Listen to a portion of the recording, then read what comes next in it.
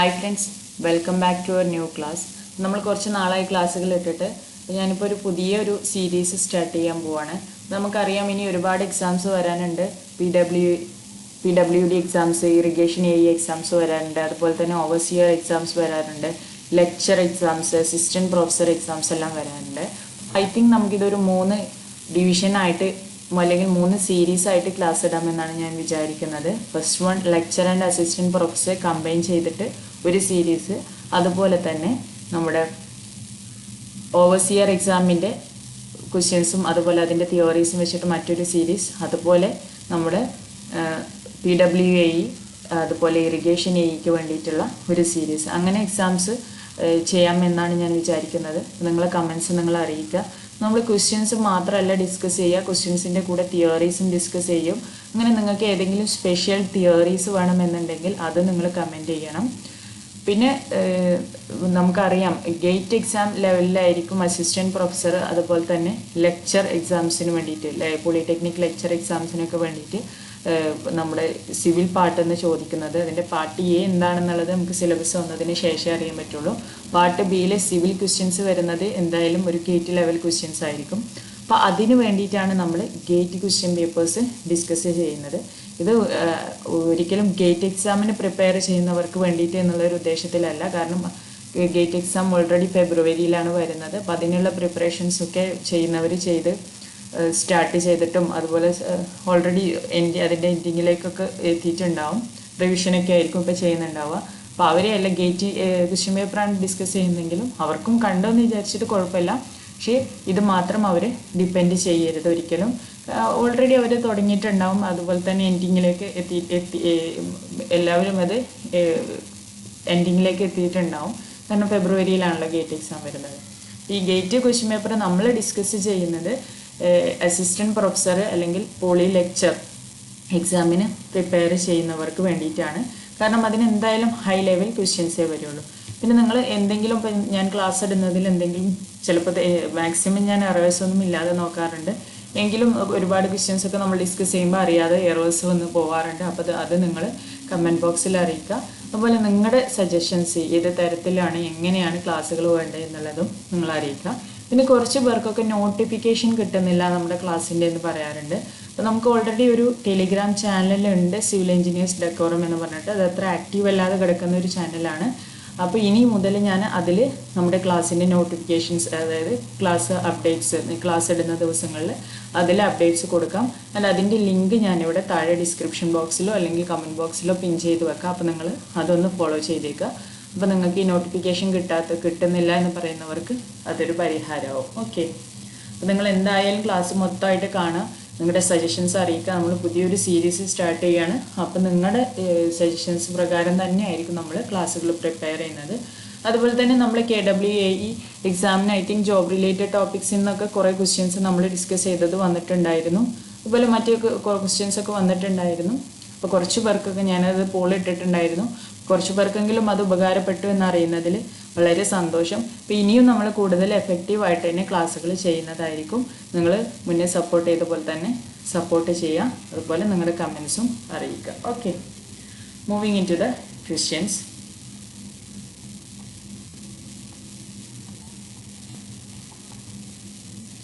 The hoop stress at a point on the surface of a thin cylindrical pressure vessel is computed to be 30 MPa. The value of maximum shear stress at this point is.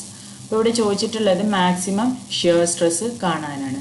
അപ്പോൾ അതിലേക്കൊക്കെ പോകുന്നതിന് മുന്നേ നമുക്ക് എന്താണ് thin cylinder, എന്താണ് തിക്ക് cylinder എന്ന് discuss ചെയ്യാം. മുന്നേ ഞാൻ അക്കാദമിക് ക്ലാസ്സുകൾ എടുത്തിട്ടുള്ള സമയത്ത് ആരെങ്കിലും അത് ഫോളോ ചെയ്തിട്ടുണ്ടെങ്കിൽ നമ്മൾ ഒരുപാട് തവണ ഡിസ്കസ് ചെയ്തിട്ടുള്ളതാണ് എന്താണ് തിൻ സിലിണ്ടർ, എന്താണ് തിക്ക് സിലിണ്ടർ എന്നുള്ളത്. ഓക്കെ, അപ്പോൾ തിൻ സിലിണ്ടർ എന്ന് പറയുമ്പോൾ നമുക്കത് ആലോചിക്കുമ്പോൾ തന്നെ അറിയാൻ പറ്റും അതിൻ്റെ ഡയമീറ്റർ ആയിരിക്കും കൂടുതൽ than that of the thickness. അപ്പോൾ ഡയമീറ്റർ ടു അതിൽ വരുന്നത് ഡയമീറ്റർ എപ്പോഴും എന്തായിരിക്കും കൂടുതലായിരിക്കും അല്ലേ. അപ്പോൾ ഡയമീറ്റർ ടു തിക്നെസ് റേഷ്യോ ആണ് നമ്മൾ ഈ തിൻ സിലിണ്ടറും തിക്ക് സിലിണ്ടറും ഡിഫറൻസ് മനസ്സിലാക്കേണ്ടത്. Diameter to thickness ratio greater than or equal to 20 ആണെങ്കിൽ അതിനെ നമ്മൾ എന്ത് പറയും, തിൻ സിലിണ്ടർ എന്ന് പറയും. അതായത് ഡയമീറ്റർ കൂടുതലാണെങ്കിൽ അതിനെ തിൻ സിലിണ്ടർ എന്നാണ് പറയുന്നത്. ഓക്കെ, തിൻ സിലിണ്ടർ എന്ന് പറയും. അതുപോലെ തന്നെ D/T റേഷ്യോ ലെസ് ദാൻ 20 ആണെങ്കിൽ അതിനെ നമ്മൾ എന്താണ് പറയുന്നത്? തിക്ക് സിലിണ്ടർ എന്നും പറയും. ഓക്കെ, അതിനെ നമ്മൾ തിക്ക് സിലിണ്ടർ എന്നും പറയും. ഓക്കെ, അപ്പോൾ ഇതാണ് തിൻ സിലിണ്ടറും തിക്ക് സിലിണ്ടറും. അപ്പോൾ ഇവിടെ ചോദിച്ചിട്ടുള്ളത് എന്താണ്? ഹൂപ്പ് സ്ട്രെസ് നമുക്ക് തന്നിട്ടുണ്ട്, മാക്സിമം ഷിയർ സ്ട്രെസ് ആണ് കണ്ടുപിടിക്കേണ്ടത്. അപ്പോൾ ഇനി ഹൂപ്പ് സ്ട്രെസ് നമുക്ക് സിഗ്മ എച്ച് എന്ന് റെപ്രസെൻറ്റ് ചെയ്യാം. ഹൂപ്പ് സ്ട്രെസ് എന്താണ് എന്ന് നോക്കാം. Hoop stress is equal two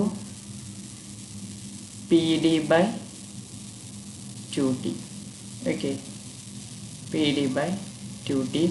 and longitudinal stress നമുക്കറിയണം, ദാറ്റ് ഇസ് PD/4T. അതല്ലെങ്കിൽ നമുക്കതെന്ത് പറയാം?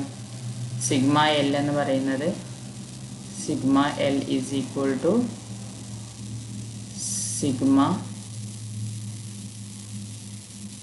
H/2 ആണെന്ന് പറയാം. ഓക്കെ, സിഗ്മ H/2 ആണെന്ന് പറയാം. ഇനി ഇതിൽ മാക്സിമം ഷിയർ സ്ട്രെസ് അതല്ലെങ്കിൽ tau max is equal to sigma H minus sigma L/2. Okay, അപ്പോൾ ഇത്രയും കാര്യങ്ങളാണ് നിങ്ങൾ അറിഞ്ഞിരിക്കേണ്ടത്. അപ്പോൾ ഇവിടെ നോക്കൂ, ഹൂപ്പ് സ്ട്രെസ് എന്ന് പറയുന്നത് ഏതാണ്? സിഗ്മ എച്ച് നമുക്ക് തന്നിട്ടുണ്ട്, ഇറ്റ് ഈസ് 30 MPa എന്ന് തന്നിട്ടുണ്ട്. ടോ മാക്സ് ആണ് നമ്മൾ കണ്ടുപിടിക്കേണ്ടത്.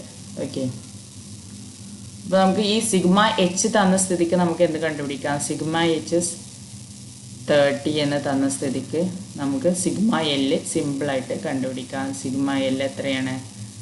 30/2 15 ആണ്. ഓക്കെ, സോ അവിടെ നിന്ന് നമുക്ക് മാക്സിമം ഷിയർ സ്ട്രെസ് കണ്ടുപിടിച്ചൂടെ? എങ്ങനെ കണ്ടുപിടിക്കാം? ഈ ഒരു ഇക്വേഷൻ ഉപയോഗിച്ചാൽ മതി. So that is 30 minus 15/2, that is 30 minus 15/2 is equal to എത്രയാണ്?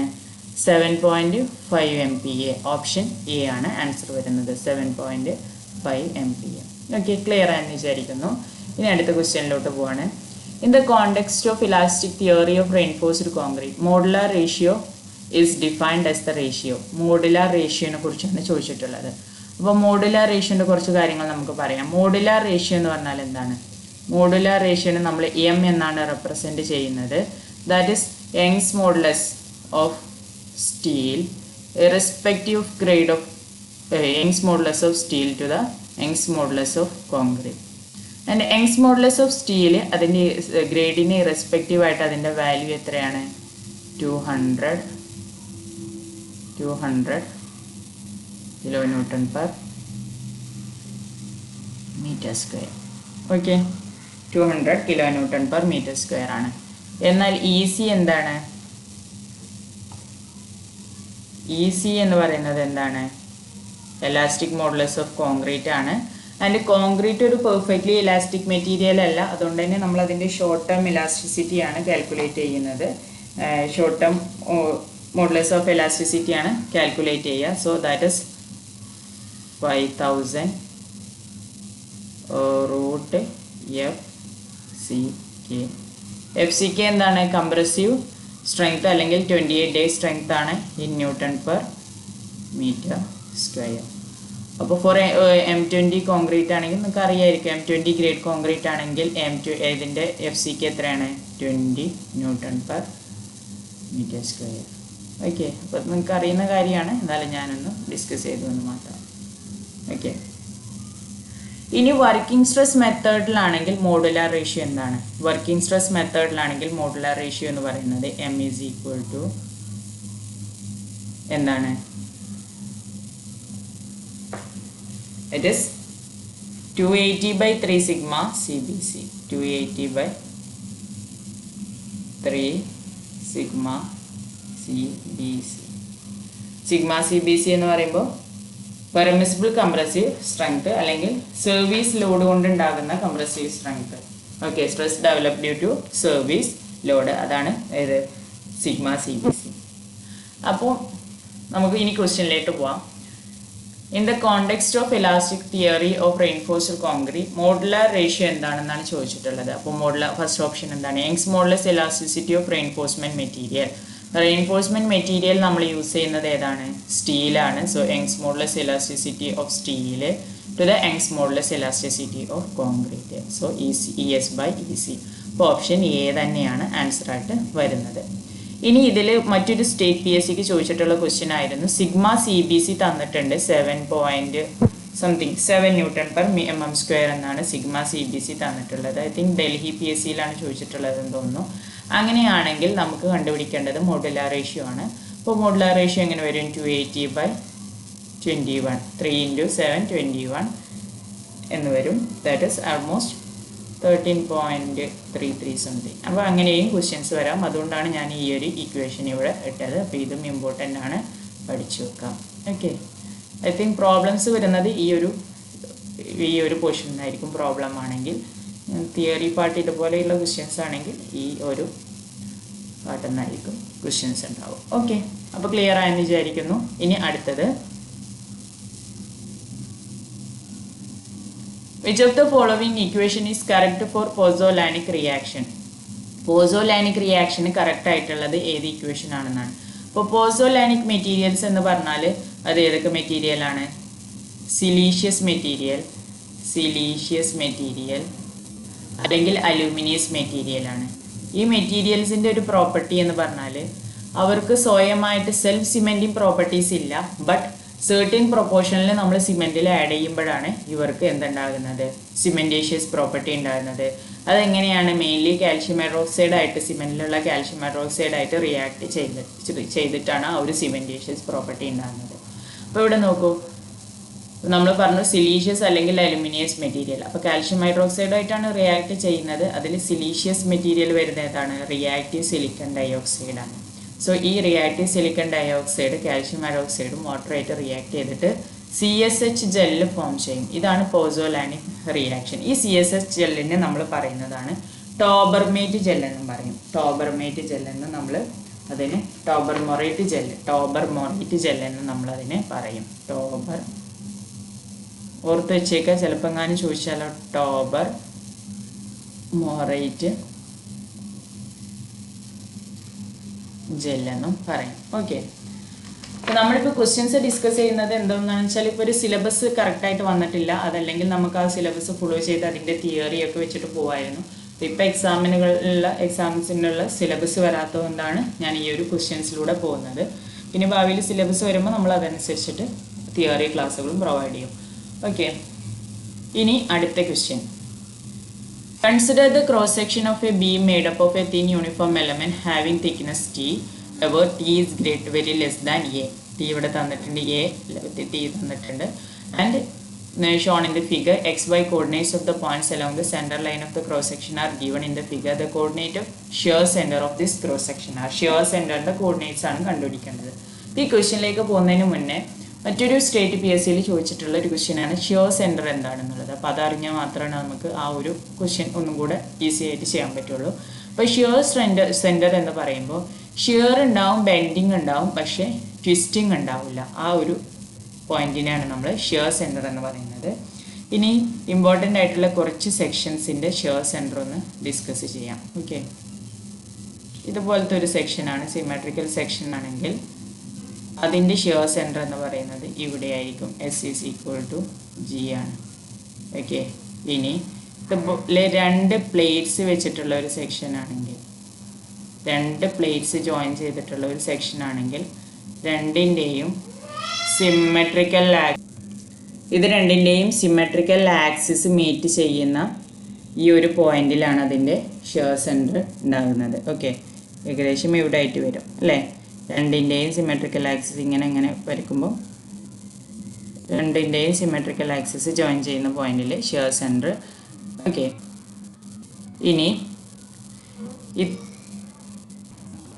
ഇനി ഇത്തരത്തിലുള്ള ഒരു സെക്ഷനാണ് നോക്കൂ.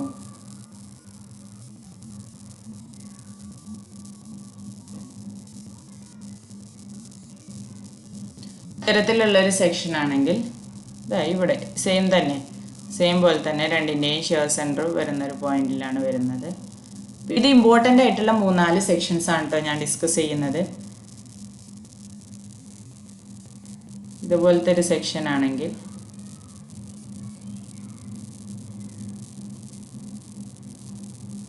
ഇത് എന്തായാലും മസ്റ്റായിട്ട് നിങ്ങൾ ഈ ഒരു 4 സെക്ഷൻസ് പഠിച്ചു വെക്കുക. ഇതിൻ്റെ ഷിയർ സെൻറ്ററിൻ്റെ ക്വസ്റ്റ്യൻസ് വരികയാണെങ്കിൽ ഇതിൽ നിന്ന് തന്നെയാണ് ചോദിക്കാൻ ചാൻസ് ഉള്ളത്. കാരണം ഞാൻ ഒരുപാട് മറ്റ് ബേസിക് ക്വസ്റ്റ്യൻസ് ഒക്കെ നോക്കിയപ്പോഴും ഷിയർ സെൻറ്ററിൻ്റെ ക്വസ്റ്റ്യൻസ് വരുന്നുണ്ടെങ്കിൽ അത് ഈ ഒരു 4 സെക്ഷൻസിൽ തന്നെയാണ്. ഒന്നില്ലെങ്കിൽ ഇതിൻ്റെ ഷിയർ സെൻറ്റർ തെറ്റിച്ച് തന്നിട്ട് ഇതിൽ കറക്റ്റ് ആയിട്ടുള്ളത് ഏതാണെന്ന് ചോദിക്കും, അതല്ലെങ്കിൽ ഇതിൽ ഏതെങ്കിലും ഒരു സെക്ഷൻ്റെ ഷിയർ സെൻറ്റർ എവിടെയാണെന്നുള്ളത് ചോദിക്കും. അപ്പോൾ ഇനി ക്വസ്റ്റ്യനിലേക്ക് പോകണമെങ്കിൽ നമ്മൾ ക്വസ്റ്റ്യൻ അപ്പോൾ നമുക്ക് തന്നിട്ടുണ്ട് കോർഡിനേറ്റ്സ് ഓഫ് ഷിയർ സെൻറ്റർ ആണ്. അപ്പോൾ ഇവിടെ 2 പ്ലേറ്റ്സ് ജോയിൻ ചെയ്തിട്ടുള്ളതാണ്. അപ്പോൾ ഈ രണ്ടിൻ്റെയും സിമെട്രിക്കൽ ആക്സിസിലൂടെ ഇവിടെ ഇതിൻ്റെ ഈ ഒരു ഇൻ്റർസെക്ഷൻ പോയിന്റിലാണ് ഇതിൻ്റെ എന്തുണ്ടാകുന്നത്, ഷിയർ സെൻറ്റർ വരുന്നത്. അപ്പോൾ ഇവിടെ എക്സ് ആക്സിസ് 0 ആണ് വരുന്നത് ആൻഡ് വൈ ആക്സിസ് വരുന്നത് ഇതാ 3a ആണ്. So 0 3a. അപ്പോൾ ഓപ്ഷൻ ഏതാണ്, എ ആണ് വരുന്നത്. ഓക്കെ, ഇനി സെയിം കാര്യങ്ങൾ തന്നെയാണ്, വേണമെങ്കിൽ ഒന്ന് പോസ്റ്റ് ചെയ്ത് വായിച്ച് നോക്കുക. സെയിം കാര്യങ്ങൾ തന്നെയാണ് ഇവിടെ തന്നിട്ടുള്ളത്. നമ്മൾ നേരത്തെ പറഞ്ഞ ഡിഫറെൻറ്റ് സെക്ഷൻസിൻ്റെ കാര്യമാണ് ഇവിടെ തന്നിട്ടുള്ളത്. ഓക്കെ, ഇനി four different soils are classified as CH, MLA, SP and SW as per the unified soil classification system. Which one of the following option correctly represent their arrangement in the decreasing order of hydraulic conductivity? ഇതിൽ unified classification system വെച്ചിട്ട് നമുക്ക് soils തന്നിട്ടുണ്ട്. അതിൽ decreasing order of hydraulic കണ്ടക്ടിവിറ്റിയിൽ നമ്മൾ ഇതിനെ arrange ചെയ്യാനാണ് പറഞ്ഞിട്ടുള്ളത്. Hydraulic conductivity എന്ന് പറഞ്ഞാൽ പോസിൻ്റെ ഇടയിലൂടെയൊക്കെ വാട്ടർ പോകാനുള്ള ആ ഒരു എബിലിറ്റി, അതിനെയാണ് നമ്മൾ എന്ത് പറയുന്നത്, ഹൈഡ്രോളിക് കണ്ടക്ടിവിറ്റി എന്ന് പറയുന്നത്. And unified soil classification system എന്ന് പറഞ്ഞാൽ ഇന്ത്യൻ സ്റ്റാൻഡേർഡ് ക്ലാസിഫിക്കേഷൻ സിസ്റ്റം നമുക്കറിയാം. അതിൽ നമ്മൾ fine grind, medium grade, course grind എന്ന് പറഞ്ഞ് ക്ലാസിഫൈ ചെയ്തിട്ടുണ്ട്. അതുപോലെ തന്നെ പ്ലാസ്റ്റിസിറ്റിയിലേക്ക് വരുമ്പോൾ അതിൽ 2 ടൈപ്പാണ്. ഇന്ത്യൻ സ്റ്റാൻഡേർഡിൻ്റെ ആയിട്ടാണ് ഞാൻ പറയുന്നത്. ഇന്ത്യൻ സ്റ്റാൻഡേർഡ് ക്ലാസിഫിക്കേഷൻ സിസ്റ്റത്തിൽ പ്ലാസ്റ്റിസിറ്റി നമ്മൾ 2 ടൈപ്പാണ്. 3 ടൈപ്പാണ്. ലിക്വിഡ് ലിമിറ്റ് ഗ്രേറ്റർ ദാൻ 50 വരുന്നത്, ബിറ്റ്വീൻ 50 ആൻഡ് 35 വരുന്നത്, അതുപോലെ 35% ലെസ് വരുന്നത്. അങ്ങനെയാണ് അതിൻ്റെ ലിക്വിഡ് ലിമിറ്റിൻ്റെ ക്ലാസിഫിക്കേഷൻ സിസ്റ്റം വരുന്നത്. എന്നാൽ യൂണിഫൈഡ് ക്ലാസിഫിക്കേഷൻ സിസ്റ്റം അതിൽ നിന്ന് ഡിഫറെൻ്റ് ആണ്. അതിൽ 2 വരുന്നുള്ളൂ. ഗ്രേറ്റർ ദാൻ 50 ലിക്വിഡ് ലിമിറ്റ് 2 ക്ലാസിഫിക്കേഷനേ വരുന്നുള്ളൂ. അതുപോലെ less than 50 liquid limit, intermediate വരുന്നില്ല. ഇവിടെ ഹൈ പ്ലാസ്റ്റിസിറ്റി ഹൈ വരുന്നുണ്ട്, ലോ പ്ലാസ്റ്റിസിറ്റി ആൻഡ് അതുപോലെ തന്നെ മീഡിയം പ്ലാസ്റ്റിസിറ്റി വരുന്നുണ്ട്. എന്നാൽ യൂണിഫൈഡിലേക്ക് വരുമ്പോൾ അവിടെ ഹൈ പ്ലാസ്റ്റിസിറ്റി, ലോ പ്ലാസ്റ്റിസിറ്റി എന്ന് പറഞ്ഞാൽ 2 ക്ലാസിഫിക്കേഷനേ വരുന്നുള്ളൂ. അപ്പോൾ ഇവിടെ CH എന്ന് പറയുമ്പോൾ ഇപ്പോൾ ഈ CHും MLും ഒക്കെ യൂണിഫൈഡിലും വരുന്നുണ്ട്, മീൻസ് നെയിംസ് ഇട്ടാ യൂണിഫൈഡിലും വരുന്നുണ്ട്, അതുപോലെ തന്നെ ഇന്ത്യൻ സ്റ്റാൻഡേർഡ് ക്ലാസിഫിക്കേഷനിലും വരുന്നുണ്ട്. അപ്പോൾ CH എന്ന് പറയുമ്പോൾ ഹൈ പ്ലാസ്റ്റിസിറ്റി ക്ലേ ആണ്, ഹൈ പ്ലാസ്റ്റിസിറ്റി ക്ലേ ആണ്. ML എന്ന് പറയുന്നത് ഏതാണ്, മീഡിയം പ്ലാസ്റ്റിസിറ്റി അല്ലെങ്കിൽ സ്ലൈറ്റ്ലി പ്ലാസ്റ്റിക്. നമ്മൾ യൂണിഫൈഡിലേക്ക് വരുമ്പോൾ അത് ലോ പ്ലാസ്റ്റിസിറ്റി സിൽട്ട് ആണ്. ദെൻ SP എന്ന് പറയുന്നത് ഫൈൻ ഗ്രൈൻഡ് സാൻഡ് ആണ്. SP എന്ന് പറയുമ്പോൾ പ്യൂർലി ഗ്രേഡഡ് സാൻഡ് ആണ്, poorly graded sand. And SW എന്ന് പറയുന്നത് വെൽ ഗ്രേഡഡ് സാൻഡ് ആണ്. അപ്പോൾ അതിവിടെ തന്നിട്ടുണ്ട്. നിങ്ങൾക്ക് ആവശ്യമെങ്കിൽ നിങ്ങൾ ഇതൊക്കെ ഒന്ന് വായിച്ച് നോക്കുക, ഒന്ന് പോസ് ചെയ്തിട്ട് വായിച്ച് നോക്കിയാൽ മതി. ഓക്കെ, അപ്പോൾ ആ രീതിയിൽ നമുക്ക് കാര്യങ്ങൾ തന്നിട്ടുണ്ടാവും. Then which one of the following option is correctly represent their arrangement in the decreasing order of hydraulic conductivity ആണ്. അപ്പോൾ വെൽ ഗ്രേഡഡ് സാൻഡിൽ തന്നെ ആയിരിക്കും എപ്പോഴും ഹൈഡ്രോളിക് കണ്ടക്ടിവിറ്റി കൂടുതൽ ഉണ്ടാവുക. ഫസ്റ്റ് വരുന്നത് അപ്പോൾ വെൽ ഗ്രേഡഡ് സാൻഡ് ആയിരിക്കും. ആൻഡ് SP എന്ന് പറയുമ്പോൾ പ്യൂർലി ഗ്രേഡഡ് ആയിരിക്കും. അപ്പോൾ അത് സെക്കൻഡ് നോക്കാം നമുക്ക്, പ്യൂർലി ഗ്രേഡഡ്. ദെൻ മീഡിയം അല്ലെങ്കിൽ സ്ലൈറ്റ്ലി ലിക്വിഡ് ലിമിറ്റ്, ഇവിടെ ML എന്ന് പറഞ്ഞാൽ ലിക്വിഡ് ലിമിറ്റ് ലെസ് ദാൻ 50 ആണ്. അപ്പോൾ ലിക്വിഡ് ലിമിറ്റ് ലെസ് ദാൻ 50 ഉള്ളതായിരിക്കും മൂന്നാമതായിട്ട് വരുന്നുണ്ടാവുക. ദെൻ ഹൈ പ്ലാസ്റ്റിസിറ്റി ആകുമ്പോൾ ഇതിൻ്റെ ഹൈഡ്രോളിക് കണ്ടക്ടിവിറ്റി വളരെ കുറവായിരിക്കും. സോ അപ്പോൾ SW ആണ് ഏറ്റവും കൂടുതലുള്ളത്. Then SP, then ML, then CH. So answer is option E ആണ്. ഓക്കെ, ഇതിൻ്റെ ഡീറ്റെയിൽ ആയിട്ടുള്ള കാര്യങ്ങളാണ് ഞാനിവിടെ കൊടുത്തിട്ടുള്ളത്. ഈ പേരുകളൊക്കെ ഒന്ന് ജസ്റ്റ് മനസ്സിലാക്കി വെക്കുക. അപ്പോൾ ഇത് വെച്ചിട്ട് തന്നെ നിങ്ങൾക്ക് ഈ ക്വസ്റ്റ്യൻസ് അറ്റൻഡ് ചെയ്യാൻ പറ്റും. ഓക്കെ, തീർച്ചയായിട്ടും ഇത്രയാണ് നമ്മൾ ഈ ക്ലാസ്സിലുള്ളത്. ഞാൻ വീണ്ടും പറയുകയാണ്, നിങ്ങൾ കമൻറ്റ് ബോക്സിൽ നിങ്ങൾ കമൻറ്റ്സ് അറിയിക്കുക. അപ്പോൾ മാത്രമാണ് നമുക്ക് ക്ലാസ്സുകൾ കൂടുതൽ ബെറ്റർ ആക്കാൻ പറ്റുള്ളൂ. Okay, thank you.